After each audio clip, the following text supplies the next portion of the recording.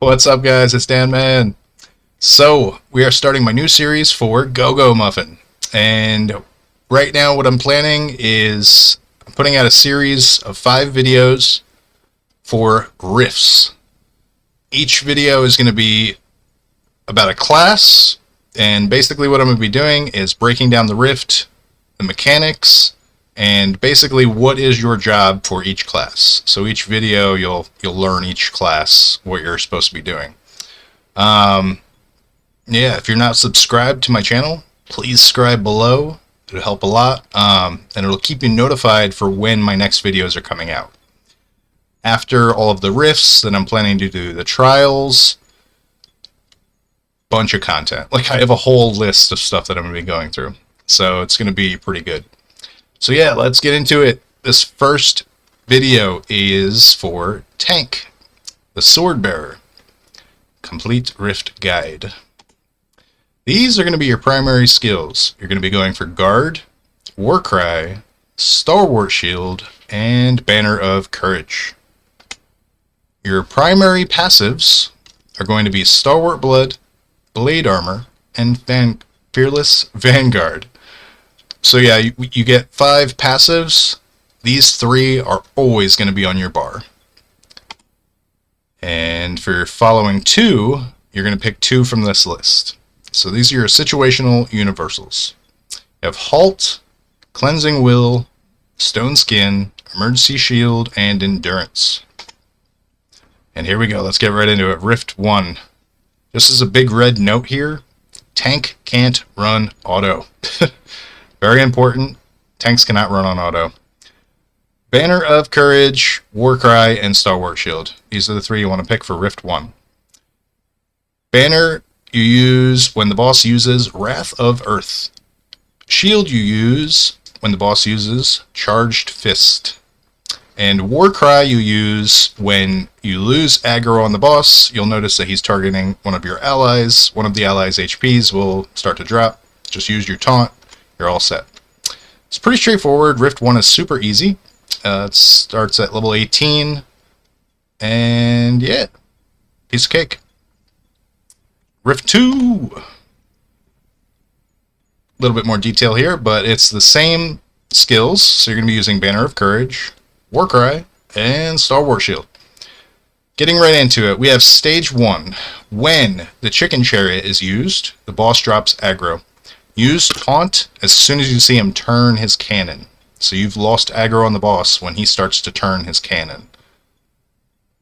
Use Shield to mitigate damage. So as soon as you taunt, make sure you use your shield to reduce some of the damage. As far as Banner, 1 second before Doomsday Burst is finished casting, use your Banner. Stage 2. Taunt any of the adds that spawn if the DPS is not clearing them fast enough. And at 50% of the boss's health, an Goblin Brute is going to spawn, and you have to taunt him super fast. He's going to be going right for your healer. So if you don't taunt him fast enough, it's going to be a wipe because he's going to kill your healer. You're not going to have a good time. And make sure you use your shield again to mitigate damage after you taunt. That is Riff II. And again, another reminder that tanks can't run auto. Here is Riff III. Riff III, you have a choice. You can pick either Banner of Courage or Guard, Warcry, and Stalwart Shield. So, you use Banner for if your parties have struggling with a weaker healer and you need a little bit more assistance towards your team staying alive, go with Banner. It'll help a lot. Use it a lot during the Gold Coin Rain skill. That's mostly where a lot of healers early on struggle. And Guard is specifically more geared towards keeping your healer alive. So if your team's doing okay, the healer's keeping them up, but your healer is struggling, definitely go with Guard.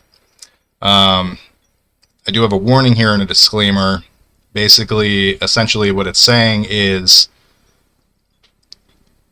there's a skill here, Mascot Butler, that is a massive nuke damage that's going to hit your team. Guard focuses on the lowest HP ally. So you want to use guard in two different situations. You can use it before the nuke damage hits, or you can use it after the nuke damage hits. If you use it before the nuke damage hits, it's focusing on the weakest HP ally, so you have to focus on your healer's health, and if you don't use it when the healer is lowest health, it'll use it on someone else, and then your healer could still die. If you use it after the nuke damage, it is the safer option, because it's also protecting you against the following skill, which is Million Gold Strike. So if your team can survive the nuke and your healer's still alive, it actually doesn't matter who is the lowest at that point, because you will ensure that they survive the next Million Gold Strike. So that's pretty much that. Then the last main core mechanic that you're looking at in Riff III is this here. The Sea Beast Potion has a long animation. Starting from, he's pulling it out of the bag, he starts drinking it, he turns red, he shouts, and then he does this roar animation. So as soon as the roar animation is finished, then you're going to taunt so that you can grab the aggro. And then immediately make sure that you use your shield to mitigate the DPS boost. That is Riff III. It's pretty straightforward.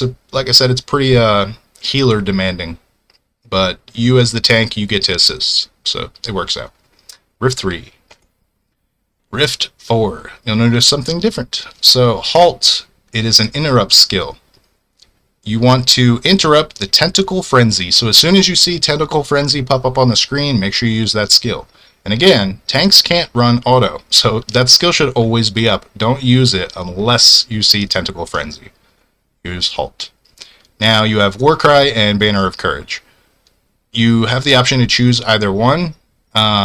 Basically, Warcry, you benefit from it for the first pack before the boss. So you have like the pack of mobs and a mini boss.